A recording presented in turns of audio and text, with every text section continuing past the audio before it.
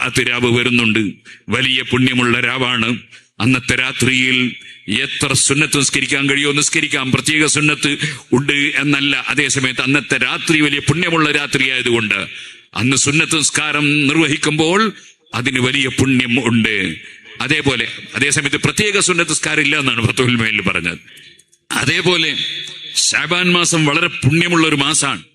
ബറാഅത്ത് രാവ് വല്ലാത്ത പുണ്യമുള്ള, ഇമാം ശാഫിഈ റളിയല്ലാഹു പറഞ്ഞില്ലേ, ദുആക്ക് ഉത്തരമുള്ള ഒരു രാത്രിയാണ്.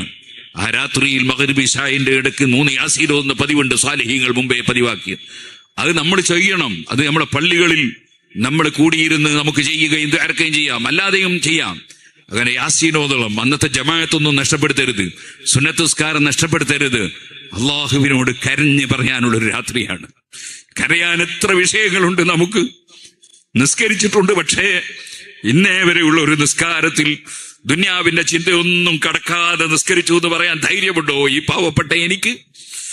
നമ്മുടെ നിസ്കാരത്തിന് എന്തെല്ലാം അപാകതകളുണ്ട്. അള്ളാഹു അവന്റെ മഹ്ലായ ഫദ്ലുകൊണ്ട് കബൂൽ ചെയ്യട്ടെ. അതുപോലെ നമ്മുടെ അമലുകൾക്ക് എത്ര അപാകതകളുണ്ട്. ജീവിതത്തിൽ അറിഞ്ഞും അറിയാതെയും എത്ര തെറ്റുകൾ സംഭവിച്ചിട്ടുണ്ട്. റഹ്മാനായ റബ്ബേ, നിന്റെ മാപ്പ് കൊണ്ടല്ലാതെ ഞങ്ങളെ അമൽ കൊണ്ട് ഞങ്ങൾക്ക് രക്ഷപ്പെടാൻ കഴിയില്ല. ഞങ്ങൾക്ക് എല്ലാവർക്കും ഞങ്ങളെ വിട്ടുപിരിഞ്ഞ ഉമ്മ ബാപ്പമാർ, ഉസ്താദുമാര്, ശിഷ്യന്മാര്, സ്നേഹിച്ച ജനങ്ങൾ, സഹായിച്ചവര്, സഹകരിച്ച